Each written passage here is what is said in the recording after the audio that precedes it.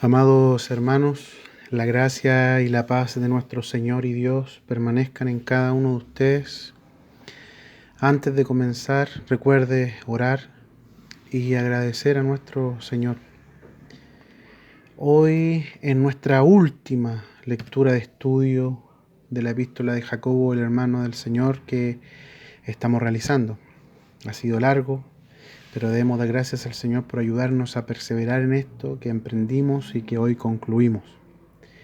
Sí, Dios mediante, terminamos con este capítulo. Vamos a comenzar de inmediato con la porción que leeremos hoy. Abramos nuestras Biblias en la epístola de Jacobo, capítulo 4. Leeremos desde el versículo 11 y hasta el capítulo 5, versículo 20. Esta será la lectura más larga que realicemos en este estudio. Como siempre, haré la lectura en la versión Reina Valera de 1960, la cual dice así: Hermanos, no murmuréis los unos de los otros. El que murmura del hermano y juzga a su hermano, murmura de la ley y juzga a la ley. Pero si tú juzgas a la ley, no eres hacedor de la ley, sino juez. Uno solo es el dador de la ley, que puede salvar y perder. Pero tú, ¿quién eres para que juzgues a otro? Vamos ahora, los que decís, hoy y mañana iremos a tal ciudad y estaremos allá un año y traficaremos y ganaremos, cuando no sabéis lo que será mañana. Porque, ¿qué es vuestra vida? Ciertamente es neblina que se aparece por un poco de tiempo y luego se desvanece.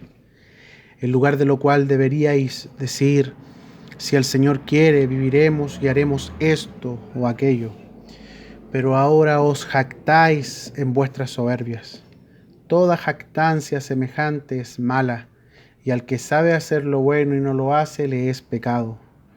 Vamos ahora, ricos, llorad y aullad por las miserias que os vendrán. Vuestras riquezas están podridas y vuestras ropas están comidas de polilla. Vuestro oro y plata están enmohecidos, y su moho testificará contra vosotros y devorará del todo vuestras carnes como fuego. Habéis acumulado tesoros para los días postreros, he aquí, clama el jornal de los obreros que han cosechado vuestras tierras, el cual por engaño no les ha sido pagado por vosotros. Y los clamores de los que habían cegado han entrado en los oídos del Señor de los ejércitos. Habéis vivido en deleites sobre la tierra y sido disolutos. Habéis engordado vuestros corazones como en día de matanza. Habéis condenado y dado muerte al justo, y él no os hace resistencia. Por tanto, hermanos, tened paciencia hasta la venida del Señor. Mirad cómo el labrador espera el precioso fruto de la tierra, aguardando con paciencia hasta que reciba la lluvia temprana y la tardía. Tened también vosotros paciencia y afirmad vuestros corazones, porque la venida del Señor se acerca. Hermanos, no os quejéis unos contra otros, para que no seáis condenados. He aquí, el juez está delante de la puerta. Hermanos míos, tomad como ejemplo de aflicción y de paciencia los profetas que hablaron en nombre del Señor. He aquí, tenemos por bienaventurados a los que sufren. Habéis oído de la paciencia de Job y habéis visto el fin del Señor, que el Señor es muy misericordioso y compasivo.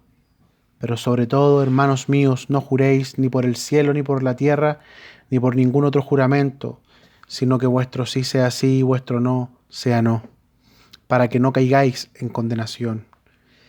¿Está alguno entre vosotros afligido? Haga oración. ¿Está alguno alegre? Cante alabanzas. ¿Está alguno enfermo entre vosotros? Llame a los ancianos de la iglesia y oren por él, ungiéndole con aceite en el nombre del Señor. Y la oración de fe salvará al enfermo, y el Señor lo levantará, y si hubiere cometido pecados, le serán perdonados. Confesaos vuestras ofensas unos a otros, y orad unos por otros, para que seáis sanados. La oración eficaz del justo puede mucho. Elías era hombre sujeto a pasiones semejantes a las nuestras, y oró fervientemente para que no lloviese, y no llovió sobre la tierra por 3 años y 6 meses. Y otra vez oró, y el cielo dio lluvia, y la tierra produjo su fruto. Hermanos, si alguno de entre vosotros se ha extraviado de la verdad, y alguno le hace volver, sepa que el que haga volver al pecador del error de su camino, salvará de muerte un alma y cubrirá multitud de pecados. Jacobo, en el versículo 11 del capítulo 4, continuando con la idea que venía tratando desde el capítulo 3, prohíbe a los hermanos el murmurar unos de otros. La traducción aquí no es la mejor, pues la palabra griega que esta versión tradujo murmurar es katalaleite y significa difamar o desprestigiar. Si se dan cuenta, todo esto sigue ligado y relacionado con lo que desde el capítulo 3 y hasta el 4:10 venía hablando, donde Jacobo les mostró los conflictos y guerras entre ellos que, deseando satisfacer sus pretensiones de poder, habían llegado a presentarse a sí mismos como maestros, sabios y expertos, peleando entre ellos y difamándose unos a otros.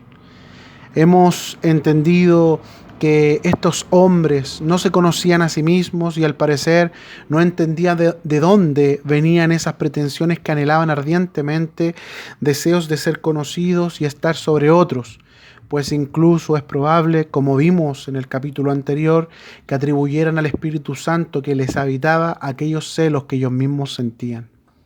Pero ¿cómo llegaron a esto? Es simple, no se conocían. Así que Jacobo les habla de las pasiones que operaban en sus miembros. Y esto lo vimos complementado por el apóstol Pablo, que en cuanto a antropología bíblica nos enseña que el pecado mora en nosotros hasta que recibamos la redención de nuestros cuerpos en la segunda venida de Cristo. Véase Romanos 8:23, por ejemplo. Pero esto no es todo lo que Jacobo intenta enseñar, sino que estas prohibiciones que les hace obedecen al saber en la presencia de quién estamos. Es por esto que, junto con prohibirles el que continúen difamando y desprestigiándose unos a otros, les dice, voy a leerlo el capítulo 4, versículo 11, en la versión Dios habla hoy. Hermanos, no hablen mal unos de otros. El que habla mal de su hermano o lo juzga, habla mal de la ley y la juzga. Y si juzgas a la ley, te haces juez de ella en vez de obedecerla. Solamente hay uno que ha dado la ley y al mismo tiempo juez, y es aquel que puede salvar o condenar. Tú, en cambio, ¿quién eres para juzgar a tu prójimo? Aquí la cosa se puso muy seria. Ya el tema no se trata solamente de no pecar, de no entregarse a las pasiones que combaten en nuestros miembros. Ahora se trata de aquel que está en medio nuestro como santo juez. Este pasaje hace pareja con el 5:9, donde Jacobo les prohíbe a los hermanos el quejarse unos de otros. De lo contrario serían condenados, pues les advierte, he aquí, el juez está delante de la puerta. Ustedes ya saben lo del tribunal de Cristo y del trono blanco. Ya lo vimos anteriormente, por lo que está de más aclarar que no se refiere a la vida eterna, como que perdiéramos la salvación. Más bien, se refiere a si obtendremos como hijos disciplina o galardón del Señor en su segunda venida. Porque, hermanos, Jacobo les dice, el juez está delante de la puerta. Y esta es una mención a la inminente venida del Señor que está viniendo. ¿Se dio cuenta lo que dije?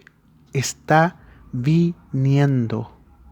La razón por la que lo digo así es muy importante, y es importante que la entendamos. Permítanme leer Apocalipsis capítulo 1, verso 8, pero lo haré en la versión textual, tercera edición, que dice así: Yo soy el Alfa y la Omega, dice el Señor Dios, el que es, y que era, y que está viniendo, el Todopoderoso.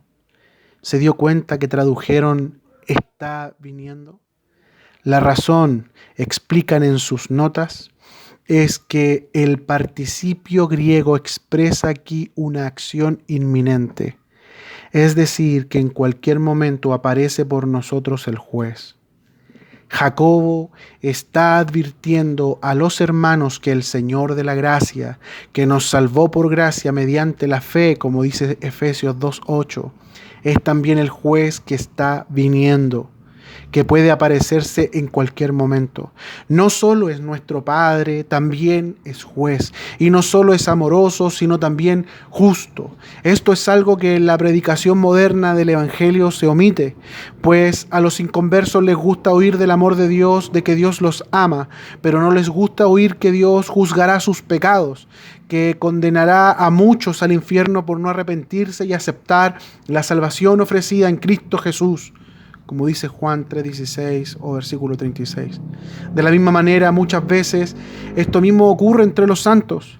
Muchos prefieren hablar del amor de Dios y omitir lo relacionado a la justicia de Dios, quizá porque piensan que ese es un tema resuelto en la cruz y por lo tanto no aplica a nosotros. En parte es verdad, o sea, es solo una parte de la verdad, porque efectivamente hemos sido justificados en Cristo y se nos dio en Él y por Él vida eterna, como dice Romanos 3, 23 y 25.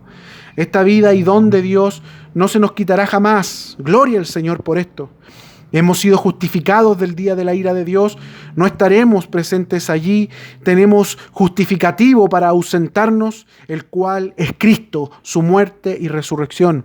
Pero mis hermanos, esto es solo la mitad de la verdad, pues Dios el Padre y el Hijo y el Espíritu Santo siguen siendo el Dios justo. Hemos sido salvados de la condenación eterna, del día de la ira de Dios, pero Dios no ha dejado de ser justo. ¿Se entiende? Dios no ha dejado de ser justo, de ser santo. Dios sigue siendo el mismo. Por lo tanto, aunque hemos sido hechos hijos de Dios en Cristo, como dice Juan 1:12, nuestro Padre sigue siendo justo. Voy a leer 3 pasajes que debemos considerar en el Nuevo Testamento. Vamos primero a Hebreos capítulo 12, versículo 9 y 11. Versículo 9 al 11, que nos dice así: por otra parte, tuvimos a nuestros padres terrenales que nos disciplinaban y los venerábamos.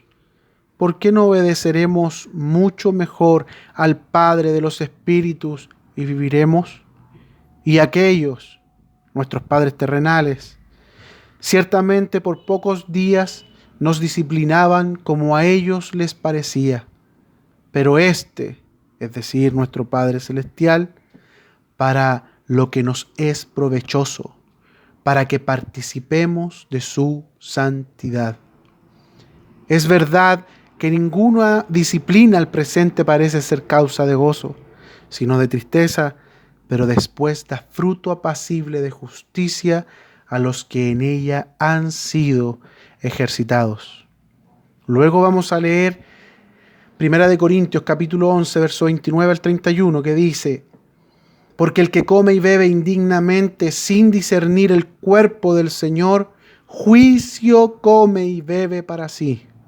Por lo cual hay muchos enfermos y debilitados entre vosotros, y muchos duermen. Si pues nos examinásemos a nosotros mismos, no seríamos juzgados. Y finalmente el capítulo 5 de Hechos, desde el versículo 1 al 11, que nos dice: pero cierto hombre llamado Ananías, con Safira su mujer, vendió una heredad y sustrajo del precio, sabiéndolo también su mujer, y trayendo solo una parte la puso a los pies de los apóstoles. Y dijo Pedro: Ananías, ¿por qué llenó Satanás tu corazón para que mintieses al Espíritu Santo y sustrajeses del precio de la heredad? Reteniéndola no se te quedaba a ti, y vendida no estaba en tu poder. ¿Por qué pusiste esto en tu corazón? No has mentido a los hombres, sino a Dios. Al oír Ananías estas palabras, cayó y expiró. Y vino un gran temor sobre todos los que oyeron. Y levantándose los jóvenes, lo envolvieron y sacándolo lo sepultaron. Pasado un lapso como de 3 horas, sucedió que entró su mujer, no sabiendo lo que había acontecido. Entonces Pedro le dijo: dime, ¿vendisteis en tanto la heredad? Y ella dijo: sí, en tanto. Y Pedro le dijo: ¿por qué convinisteis en tentar al Espíritu del Señor? He aquí a la puerta los pies de los que han sepultado a tu marido, y te sacarán a ti. Al instante ella cayó a los pies de él y expiró. Y cuando entraron los jóvenes, la hallaron muerta, y la sacaron, y la sepultaron junto a su marido. Y vino gran temor sobre toda la iglesia, y sobre todos los que oyeron estas cosas. Mis hermanos, los tres pasajes se encuentran en el Nuevo Testamento, lugar donde se registra el Evangelio de la gracia de Dios, Hechos 20:24. Y si ustedes leyeron u oyeron bien, se nos cuentan algunas cosas que suceden y sucedieron en la iglesia, donde Dios es el que actúa y actuó directamente. En el pasaje de Hebreos se nos dice que Dios nos disciplina para que participemos de su santidad y haya fruto de justicia. Esto significa que no solo hemos de ser santos porque el Señor mora en nosotros, sino que Él nos ayudará a ser santos en nuestra manera de vivir, como dice 1 de Pedro 1:15.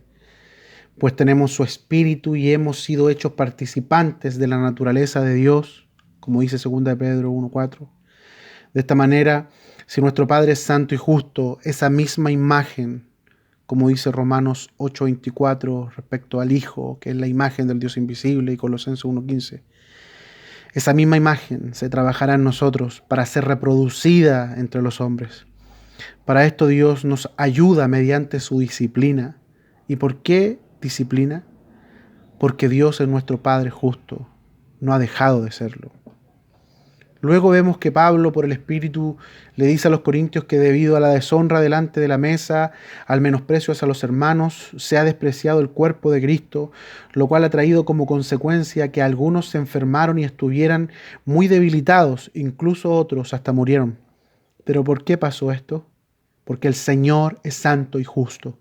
No ha dejado de serlo y su gracia jamás ha anulado su santidad y justicia, sino que su gracia nos capacita por el Espíritu a poder andar a esa altura, pues la gracia no es solo para el perdón de pecados, sino también para andar en una nueva vida, como dice 1 Corintios 15:10.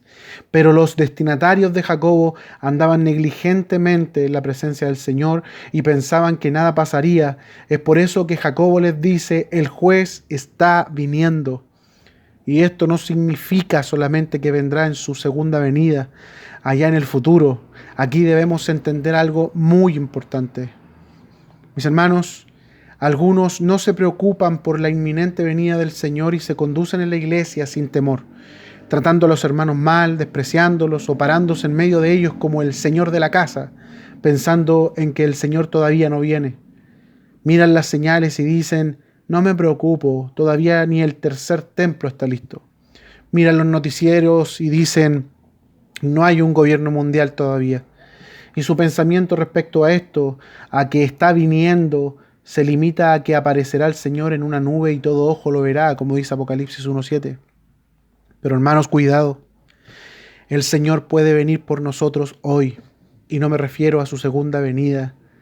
Me refiero a que puede venir esta noche por mí, tomar mi vida y llevarme al paraíso. ¿Saben por qué? Porque Él es el dueño de mi vida y de la tuya. Le pertenecemos. Por lo tanto, como juez podría venir hoy mismo por nosotros si andamos cerradamente, si nos conducimos sin temor, porque al Señor no solo hay que amarlo, sino también temerle. Y es por esto que quise leer el pasaje completo de Hechos capítulo 5, donde en 2 oportunidades se dice que hubo un gran temor sobre los que oyeron estas cosas, Hechos 5:5 y Hechos 5:11. ¿Y por qué hubo este gran temor? Porque estaban en la presencia del Dios santo y justo. ¿Se dan cuenta, mis hermanos? Jacobo nos está diciendo que Dios sigue siendo justo y santo. No ha dejado de serlo, por lo que debemos tener cuidado, debemos saber que Él está a la puerta de su parucía en los aires o de nuestra vida para llevarnos.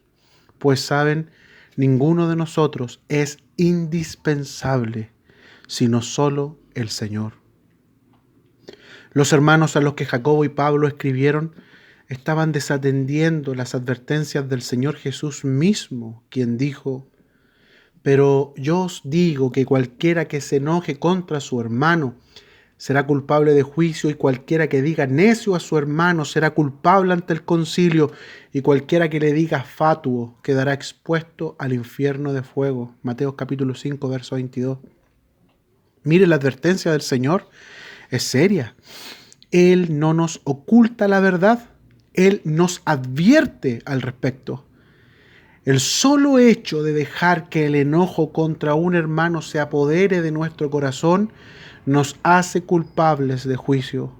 El solo hecho de estar enojados.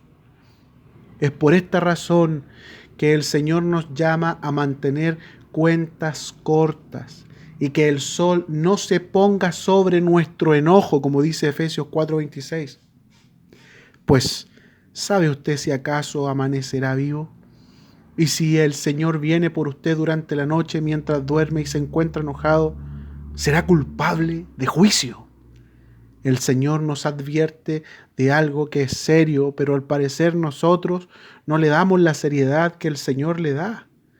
Ahora, es verdad que somos falibles y el Señor lo sabe. Él sabe que vienen a nuestra mente pensamientos inicuos y que en nuestras emociones sentimos cosas. Y puede ser que nos ocurra una situación que nos enoje con un hermano y nos veamos imposibilitados de perdonar, siendo embargados por amargura y cosas por el estilo. Mis hermanos, no podemos ser hipócritas y decir de la boca para afuera lo perdono, sino que debemos ser honestos delante del Señor y confesarle que hay enojo en nuestro corazón. Decirle además que nos vemos incapacitados de sacarlo de allí, que reconocemos que está mal y que sabemos que Él nos ha dicho que no nos enojemos con nuestros hermanos, pero que necesitamos tenga misericordia de nosotros y nos perdone junto con ayudarnos a perdonar. Así debemos comenzar, humillándonos delante de Él, buscando su ayuda.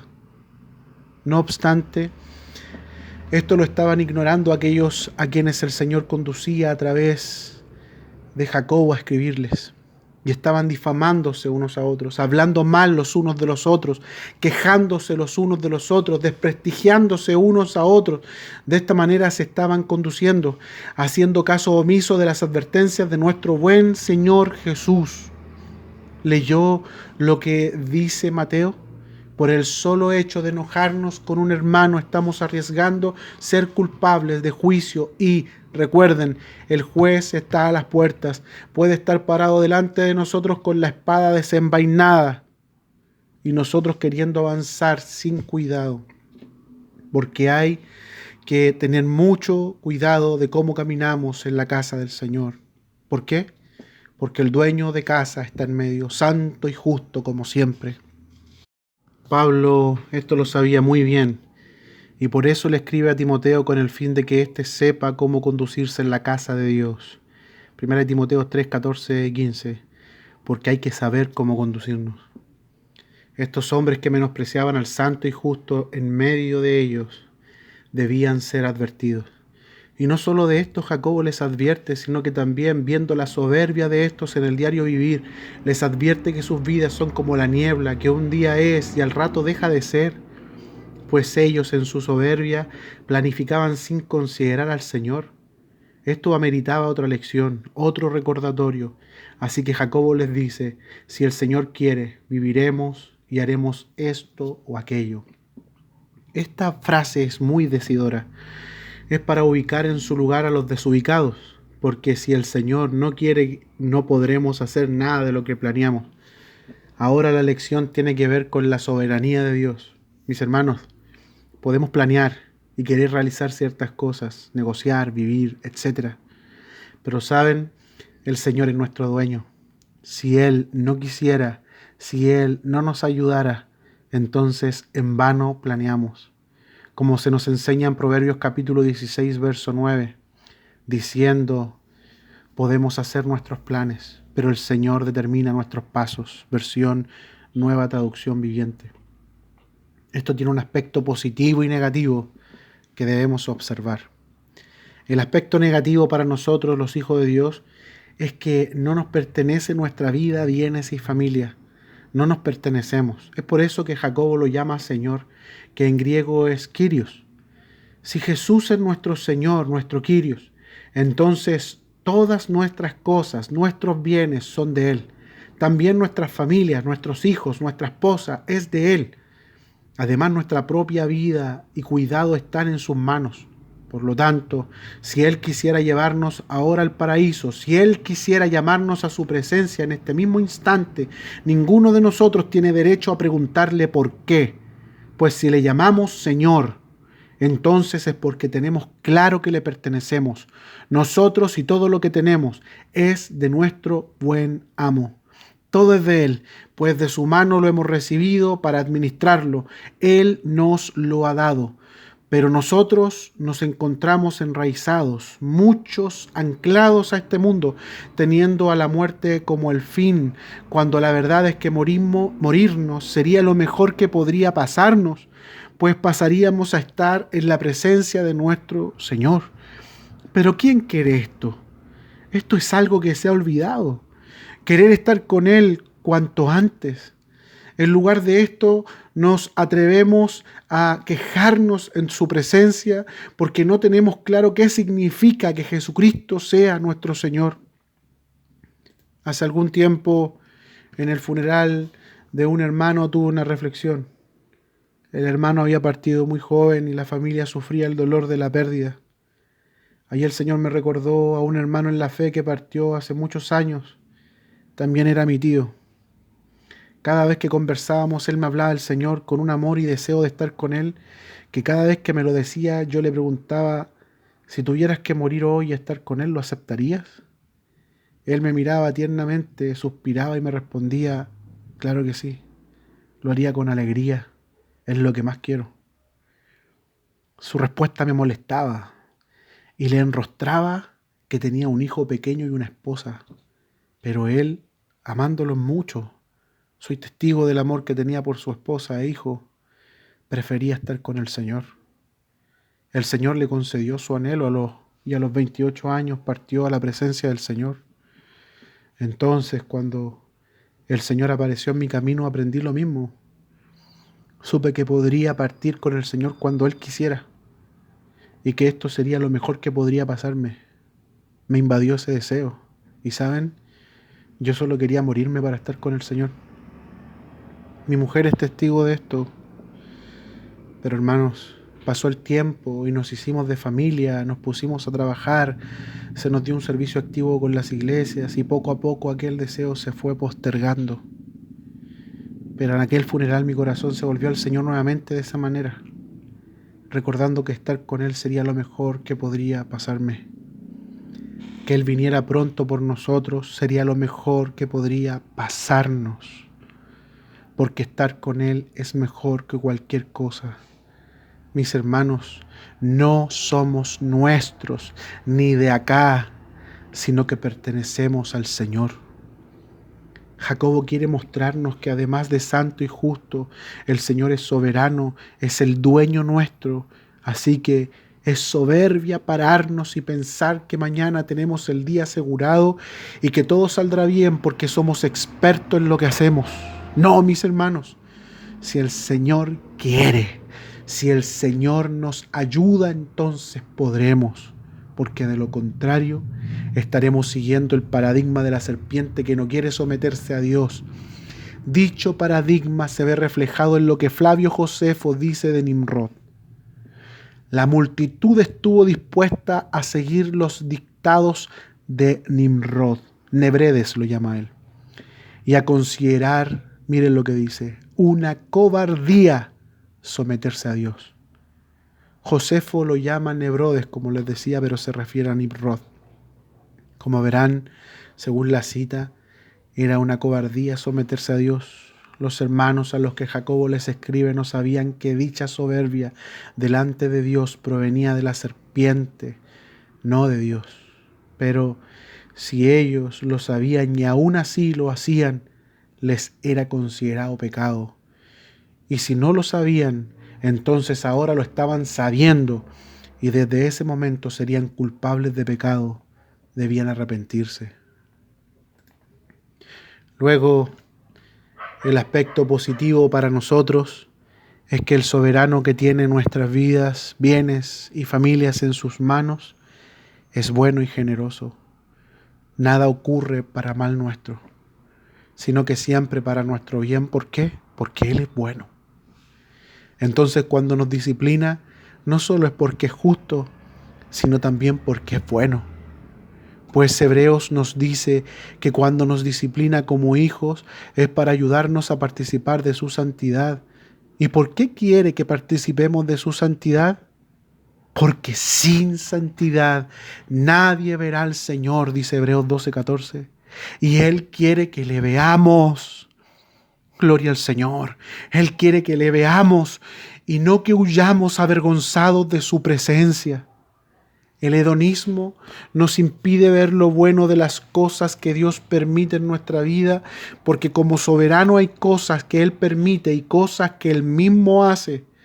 A veces las cosas que permite son por nuestro corazón duro y soberbio, por disciplina, pues advirtiéndonos que obedezcamos, advirtiéndonos de peligros, nosotros perseveramos en la dureza de corazón y nos toca sufrir por necios.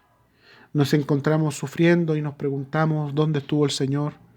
Y no recordamos cómo su palabra nos advertía y cómo su espíritu nos decía detente en nuestro espíritu. Entonces queremos culpar a Dios por lo que nosotros somos responsables. Cuántas cosas nos ocurren por no obedecer a lo que el Señor señala a nuestro espíritu. En el libro Los Generales de Dios de Robert Liardon se registra una historia del hermano John Lake y uno de sus hijos adoptivos. El hijo quería ir a una feria que había en la ciudad junto a un grupo de jóvenes que había conocido. El hermano John le ofreció dinero a cambio de unos quehaceres a cumplir para que tuviera para la feria. El joven trabajó todo el día en eso con el fin de ir. Cuando llegó la hora, los amigos llegaron en un vehículo y el hermano John tuvo un mal presentimiento, por lo que obedeciendo a su intuición le dijo a su hijo: no irás con ellos. El joven se puso furioso y enojado, se encerró en su habitación. Los amigos se tuvieron que ir sin él. Al paso de varios minutos, el hermano fue a ver a su hijo y le dijo que no era su intención herirlo, pero que no podía dejarlo ir con ellos. Sin embargo, si él quería ir, su papá lo llevaría. Así que se arreglaron y partieron. En el camino había congestión vehicular debido a un accidente en la ruta. Un automóvil había chocado, si no me equivoco, con un tren. Cuando el hermano John y su hijo pasaron cerca del accidente, se dieron cuenta que eran los jóvenes que habían ido a buscar al hijo del hermano John. Sus cuerpos estaban irreconocibles, todos murieron. Si el hermano no hubiese obedecido, lo hubiese lamentado toda la vida, recriminándose el por qué no hizo caso de aquello que en su espíritu percibió y que seguramente era su Señor advirtiendo, como cuando Pedro le indicó que fuera con los enviados de Cornelio en Hechos capítulo 10, verso 19-21. Otras veces el Señor nos advierte por el cuerpo de Cristo, por los hermanos que nos recuerdan su palabra. Un hermano obtuvo un trabajo extra y nos contó que era muy fácil. En 15 minutos lo termino, dijo. Lo quedamos mirando y le dijimos: te faltó decir, sí, es que el Señor quiere y ayuda. Pasaron algunos días y nos volvimos a ver. El hermano tenía un testimonio que contar. Nos dijo que el día del trabajo extra tomó un taladro y perforó el muro del baño para instalar una lámpara. Necesitaba hacer 3 orificios. Hizo el primero muy fácilmente, pero cuando pasó el segundo, el taladro no entraba. Algo pasaba.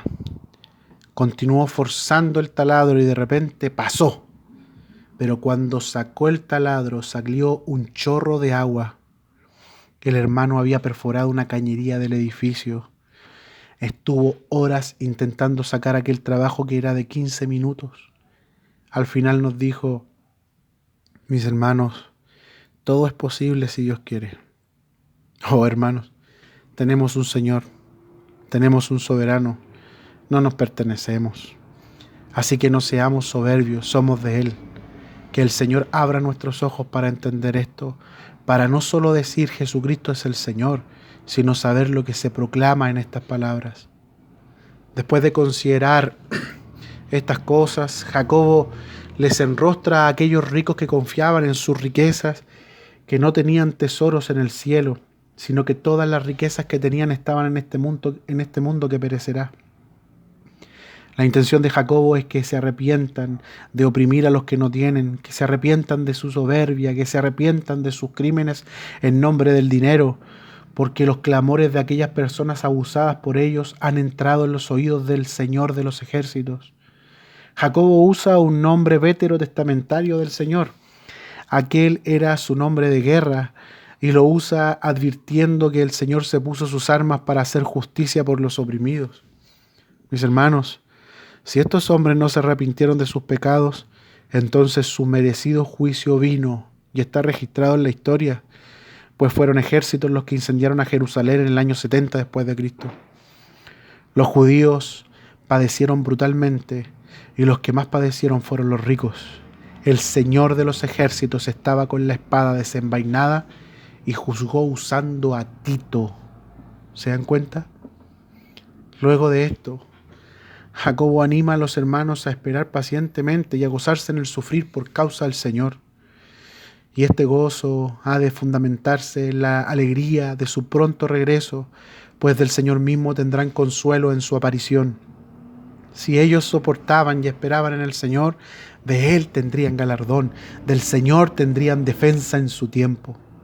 Pero si ellos no esperaban, sino que se defendían por sus propios medios, aquel que era su Señor no los recompensaría y o ayudaría. Esto nos muestra que el Señor quiere ser el único objeto de nuestra confianza y esperanza, que nuestra dependencia de Él sea absoluta. Si aprendemos aquello, Él nos recompensará personalmente. Jacobo anima a los hermanos a humillarse bajo la mano del Señor y afirmar la decisión de permanecer allí esperando al Salvador. Por eso les escribe: tened también vosotros paciencia y afirmad vuestros corazones, porque la venida del Señor se acerca. Tened también vosotros paciencia es un imperativo, como un mandamiento indicándonos que así como Dios nos ha esperado pacientemente, teniendo misericordia y paciencia de nosotros, de igual forma, nosotros pacientemente esperemos en el Señor respecto a las aflicciones que nos toca pasar con nuestros prójimos. Para esto se requiere voluntad, decisión. Por eso debemos afirmar el corazón, consolándonos y animándonos, sabiendo que la venida del Señor está cerca. Esta venida puede ser en una nube o para llevarnos al paraíso, a cualquiera de nosotros, porque somos de Él. Luego de animar a los hermanos a no quejarse unos de otros y a soportar valientemente, Jacobo les recuerda a los santos los padecimientos de los justos de antaño por causa del Señor, entre los cuales les cita Job, a quien al comienzo de este estudio citamos. ¿Lo recuerdan? Pero el énfasis en esta cita no es Job, sino lo que Jacobo nos dice del Señor, que el Señor es muy misericordioso y compasivo. Mis hermanos, nuestro Señor es misericordioso y compasivo. Es por eso que si una persona inconversa se arrepiente de corazón, Él está dispuesto a perdonarla. Pero ojo, este perdón no es injusticia, pues cualquiera podría pensar que se trata de decir me arrepiento y listo, pero no. Sino que aquel que se da cuenta que ha obrado mal y que es un pecador, también se da cuenta que es digno del castigo eterno. Entonces Dios, que es justo, le ofrece la muerte que se merece y si la acepta vivirá para siempre. Aquella muerte es la muerte sustituta de su Hijo, el Hijo eterno, Jesús el Cristo, Dios encarnado. Dios mismo ocupa el lugar del culpable, pues solo el ofendido puede redimir y ocupar el lugar del ofensor. Y nadie puede perdonar si no asume él mismo las consecuencias del pecado de aquel o aquellos que pecaron contra él. El Señor las asumió. ¿Dónde? En la cruz. Allí está el más grande testimonio de la misericordia de Dios por el hombre. en equilibrio perfecto con su justicia, cumpliéndola en su muerte. Así que, mis hermanos, no perdamos las esperanzas, seamos pacientes, afirmemos el corazón ante los padecimientos que el Señor permita en nuestra vida y también aprendamos a apelar a su misericordia y compasión, las cuales pueden postergar incluso el juicio, aunque no anularlo. Veamos esto en el relato histórico que se hace de Ezequías en Segunda de Reyes, capítulo 20, versículo 1 al 11. Rey de Judá, a quien se le decretó juicio y una muerte inminente, pero al humillarse delante del Señor, lo movió a misericordia y él le concedió 15 años más de vida junto con librarlo de Babilonia. Muchos casos donde el Señor fue movido a misericordia tenemos en las Escrituras. Cuando entendemos esto, nuestras oraciones cambian. Ante la enfermedad de una persona no nos preguntamos si es la voluntad del Señor sanar o no, sino que podemos humillarnos buscando moverlo a misericordia, que tenga compasión. Si nos humillamos y lo tocamos, el Señor podría aumentar los años de vida de una persona, aun cuando se haya decretado juicio inminente. Podría Él postergar estos juicios y prolongar la vida, porque aun cuando nos merecemos el padecer ante nuestra humillación, el Señor, que es compasivo, puede socorrernos de alguna manera. Permítanme contarles una historia. Una hermana se encontraba padeciendo disciplina del Señor, ella lo sabía.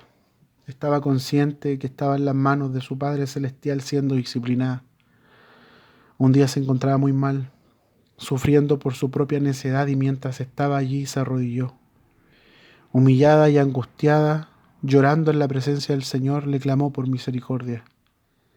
La hermana cuenta que aquel día no cesó su disciplina, continuó varios meses más, pero aquel día ella tuvo una de las experiencias más lindas de su vida, lo que nunca olvidará. Ella nunca había hablado en lenguas, y de repente palabras desconocidas salían de su boca, un lenguaje que solo conocía su espíritu en ella y que de alguna manera consolaba su corazón. Fue de tanto gozo que en ese momento recibió ánimo para aceptar lo que estaba pasando y continuar adelante. Nunca olvidó aquello, pues aunque estaba padeciendo la disciplina que necesitaba, su Señor, su Padre misericordioso y compasivo, la consoló, tal como quien consuela a su hijo en el castigo, indicándole que éste es por su bien, porque lo ama. Pues así como Job fue consolado, también lo seremos en el día del Señor, siendo nuestro consuelo Cristo mismo. Recuerden lo que dijimos en una de nuestras lecturas pasadas. Nuestro galardón es Cristo mismo. Si en medio de la prueba logramos verle, nos olvidaremos de nosotros mismos y todo tendrá sentido y respuesta.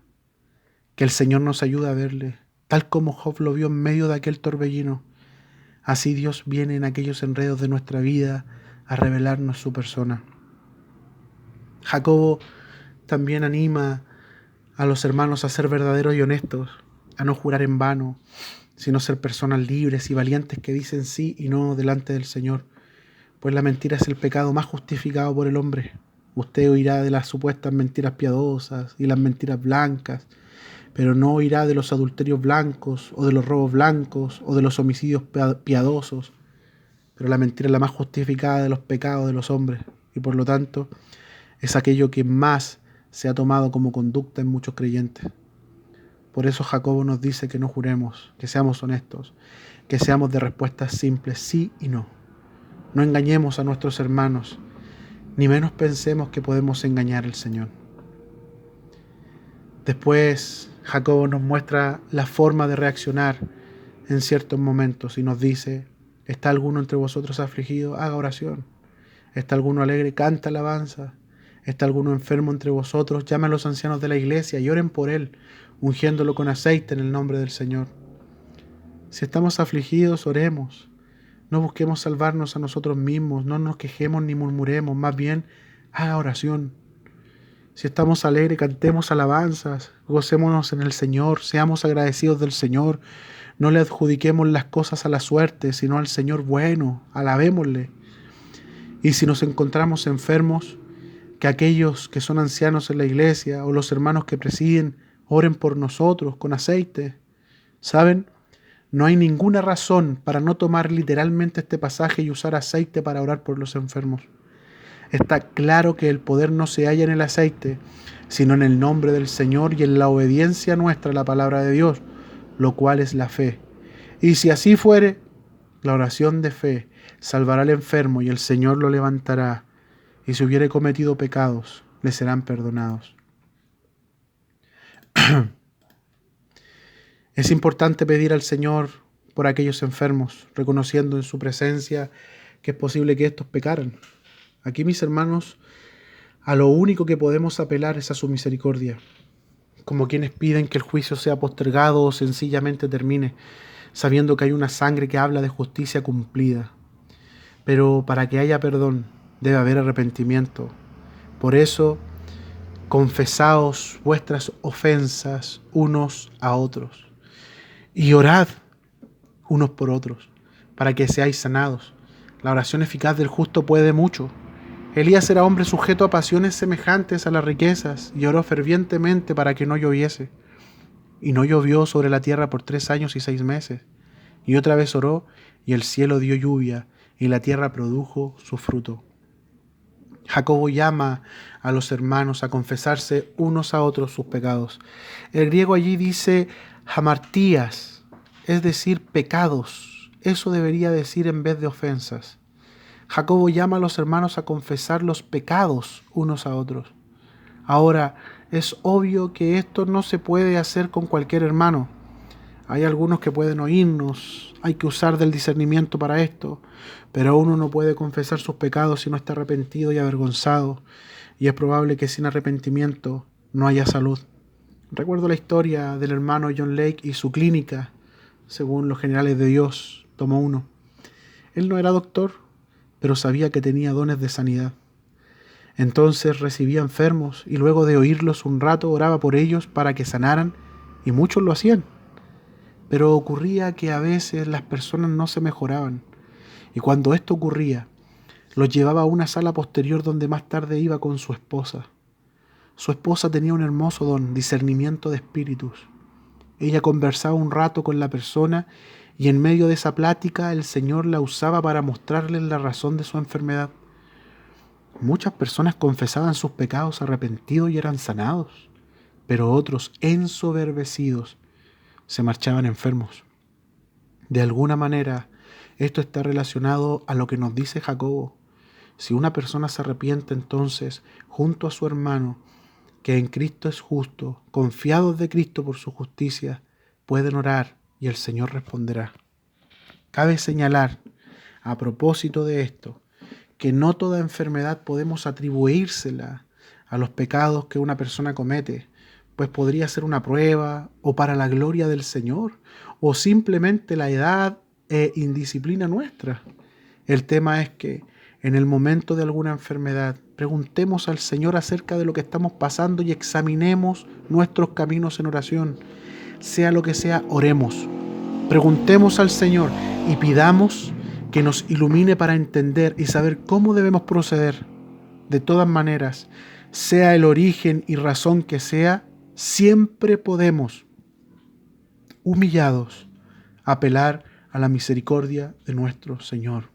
Cada uno de nosotros ha de hacer su juicio, porque como nos parte diciendo Jacobo, ninguno debe murmurar del hermano.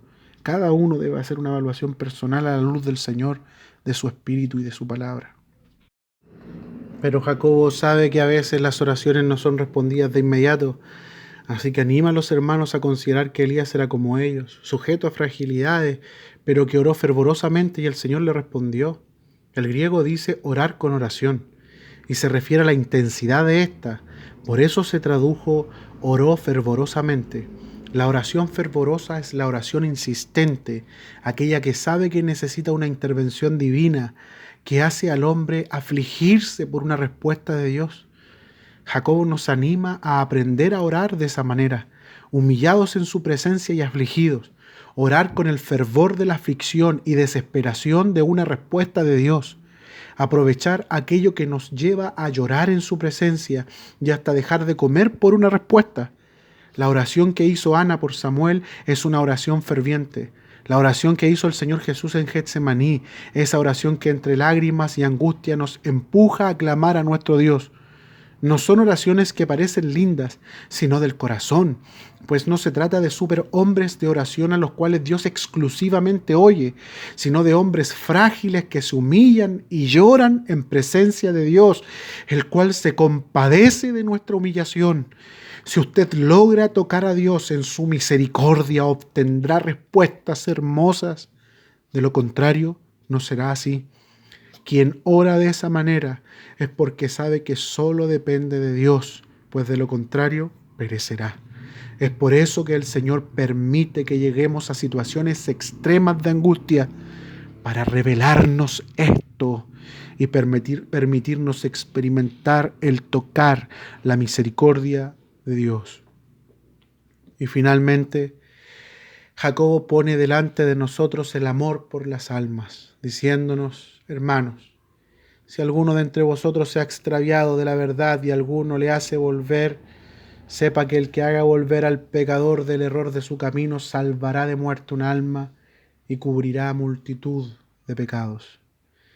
Mis hermanos, esta es la más importante obra que la Iglesia debe hacer: salvar almas. La más grande obra que justifica nuestra fe delante de los hombres es el amor por aquellos que se pierden, el deseo de que sus pecados sean perdonados. ¿Cómo es posible que andes por allí con esos pecados encima? Necesitas el perdón. ¿Cómo es posible que no estén reconciliados con Dios ni disfrutando del conocerle por su palabra y espíritu? Que el Señor cargue nuestros corazones con las almas extraviadas, con los hermanos apartados, con los hermanos engañados o las almas engañadas y desesperadas. Noten ustedes, hay dos tipos de escenario: el que es inconverso y el que es converso pero que está apartado. Que el Señor nos haga amar esas almas. Amados hermanos, el Señor continúe hablando a nuestros corazones. Todas estas cosas que hemos compartido sean encomendadas a Él, y que afirme y nos recuerde aquellas que Él aprueba y podamos olvidar aquellas que no. Tenga el Señor misericordia de nosotros y me perdone cualquier palabra que Él no apruebe. Gloria al Dios que nos redimió y que nos hizo suyos en su Hijo y que nos ayudó por su Espíritu para terminar esto. Gracia y paz del Señor Dios Todopoderoso y de su Hijo sean con todos ustedes. Amén.